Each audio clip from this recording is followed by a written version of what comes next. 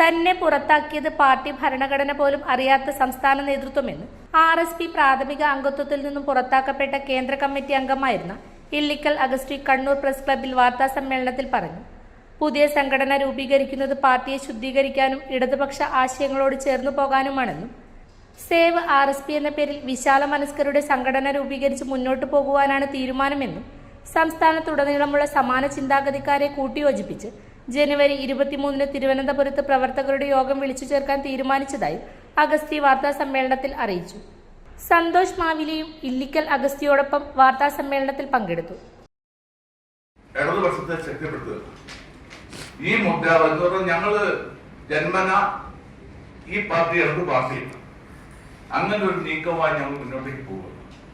അതിന്റെ ഭാഗമായി ഈ വരുന്ന വെള്ളിയാഴ്ച 23-ാം തീയതി 2 മണിക്ക് തിരുവനന്തപുരത്ത് യൂണിവേഴ്സിറ്റി സ്റ്റുഡന്റ് സെന്ററിൽ TMC ഒരു രൂപീകരണ യോഗവും ഇതിന്റെ പ്രഖ്യാപന നിലപാടുകൾ ഞങ്ങൾ നിശ്ചയിച്ചു. അതിനുശേഷം സംസ്ഥാനത്തെ എല്ലാ ജില്ലകളിൽ നിന്നുള്ള പ്രവർത്തനങ്ങൾ പ്രാതിനിധ്യം മാത്രം, കാരണം എല്ലാവരെയും ഇപ്പം കൊണ്ടുപോകാൻ കഴിയില്ല, ഫണ്ട് മൗലിക ഉണ്ടാക്കാൻ കഴിയില്ല. പങ്കെടുക്കാൻ താല്പര്യമുള്ള വിളിച്ചിരുത്തി കാര്യങ്ങൾ പറഞ്ഞ് ജില്ലാ തലത്തിലും മണ്ഡലം തലത്തിലും ഉത്തരവാദിത്വം ലഭിച്ച് ഇതിനെ RSP രക്ഷപ്പെടുത്താനും ഒപ്പം ഞാൻ നേരത്തെ പറഞ്ഞ പോലെ ഇടതിന് അനുകൂലമായ ഇടതുപക്ഷത്തെ ശക്തിപ്പെടുത്താൻ ആവശ്യം നിലപാടിലേക്ക് പോകും. വേറൊന്ന് കാലം ആവശ്യപ്പെടുന്നത് കേരളത്തിൽ ഇടതുപക്ഷം ഇനിയും മുന്നോട്ട് പോകണമെന്ന് തന്നെ. ഇപ്പൊ കാണുന്ന ദിശാസൂചനകളും ഇടതുപക്ഷം തുടരും എന്നുള്ളത് തന്നെ അത് കാലഘട്ടത്തിന് അനിവാര്യ എന്ന രൂപത്തിൽ നിഷ്പക്ഷമായി നമ്മുടെ മറ്റു പക്ഷത്തിലേക്ക് കടന്നു പോകാതെ കാണുന്നുണ്ട്. അപ്പൊ അങ്ങനെ വരുന്നൊരു സാഹചര്യം ഉണ്ടാവുമെന്ന് ഞങ്ങൾ ആഗ്രഹിക്കുന്നു. അതിനുള്ള പ്രവർത്തനം കൂടി ഞങ്ങൾ ഇതിന്റെ ഭാഗത്തുണ്ട്.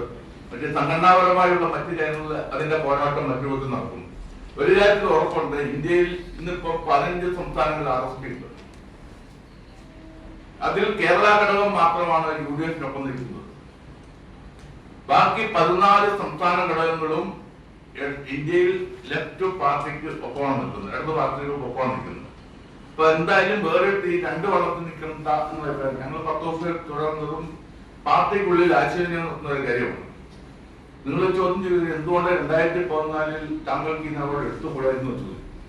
പക്ഷെ പാർട്ടി പ്രസ്ഥാനം നമുക്കറിയാം. ഇപ്പൊ നിങ്ങളുടെ പ്രൊഫഷനിൽ പോലും അഭിപ്രായത്തെ നമ്മൾ ചർച്ച ചെയ്ത് ഭൂരിപക്ഷം നിൽക്കുമ്പോൾ ഭൂരിപക്ഷത്തിനൊപ്പം നിൽക്കും, കാരണം അവിടെ വിളിച്ചെന്നുള്ള അർത്ഥത്തിലല്ല. അതുകൊണ്ടാണ് അത് തിരുത്താവുന്ന ശ്രമിച്ചപ്പോൾ തിരുത്താൻ വേണ്ടി കഴിഞ്ഞ വളരെ സങ്കടമുള്ള കാര്യത്തിൽ പിന്നെ ഇപ്പോൾ മുഖ്യ ഘട്ടത്തിൽ ഇതൊരു പ്രതികാരത്തിന്റെ രൂപത്തിലേക്ക് കാര്യങ്ങൾ വരുന്നു. ആ പ്രതികാരത്തിൽ എനിക്ക് യാതൊരു ഭയവുമില്ല. പാർട്ടിയെ ചുരുക്കി വ്യക്തികളിലേക്ക് കൊണ്ടുവരിക, മാത്രമല്ല അത് കൊല്ലം പാർട്ടിയായിട്ട് തന്നെ കൊണ്ടുപോവുക. നിങ്ങൾക്ക് അറിയാമെങ്കിൽ RSP രൂപീകൃതമായ കോഴിക്കോട് മലബാർ, പിന്നീട് അങ്ങോട്ട് എന്റെ കഥയിൽ ഇപ്പം ഞാൻ പോകുന്നില്ല, സമയം മെനക്കെടുക്കുന്നില്ല.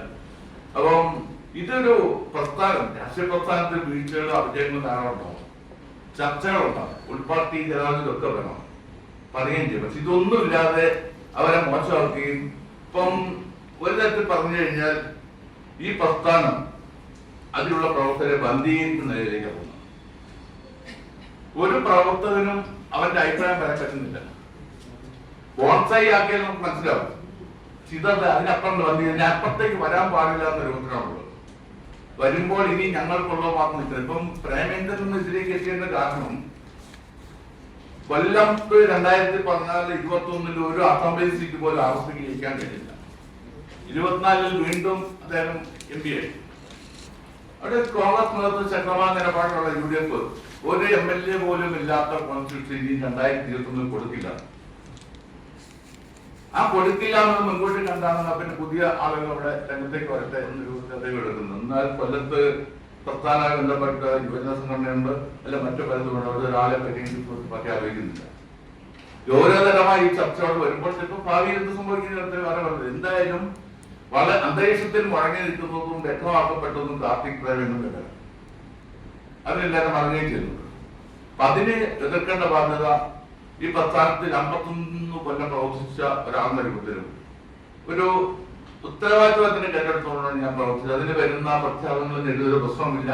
മാത്രമല്ല നമുക്കൊരു ഉത്തരവാദിത്വമുണ്ട്, പൊതുവായി മുന്നോട്ട് പോകുന്ന എങ്ങനെ പ്രസ്ഥാനം മുന്നോട്ട് പോകുന്നുണ്ട് ആ നിലയിൽ തന്നെ മുന്നോട്ട് പോകും എന്ന് പറഞ്ഞുകൊണ്ട് ഞാൻ ആദ്യം തുടക്കത്തിൽ പറഞ്ഞതുപോലെ കണ്ണൂരിന്റെ രാഷ്ട്രീയവും കണ്ണൂരിന്റെ പത്രപ്രവർത്തനവും വേറിട്ട ശൈലിയാണ്. അപ്പൊ നിങ്ങളുടെ ഒരു പിന്തുണ സഹകരണം കൂടി ആകർഷിച്ചുകൊണ്ട് ഞാൻ പറഞ്ഞ സന്തോഷമാവില്ല. ബാക്കി മലയോര മേഖലയിൽ ചെറുപുഴയുടെ മണ്ണിൽ പ്രിന്റിംഗ് മികവുമായി നിറസാന്നിധ്യമായി 8ാം വർഷത്തിലേക്ക് Sinai printers and stationery. Offset printing, digital printing, banner printing എന്നീ പ്രിന്റിംഗ് മേഖലയിൽ കാലത്തിനൊത്ത അപ്ഡേറ്റുമായി ഏറ്റവും നൂതന മെഷീനറീസുമായി തേരോട്ടം തുടരുന്നു.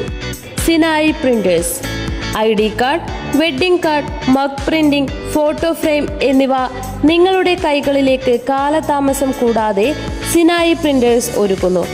പ്രിന്റിംഗ് ടെക്നോളജിയിൽ ഡിപ്ലോമ കരസ്ഥമാക്കിയ ഒരു കൂട്ടം ചെറുപ്പക്കാർ എന്നും ഒരു മുതൽക്കൂട്ടായി സിനായി പ്രിന്റേഴ്സിനൊപ്പം ചേർന്ന് പ്രവർത്തിക്കുന്നു. നാളിതുവരെ തന്ന സ്നേഹത്തിനും സഹകരണത്തിനും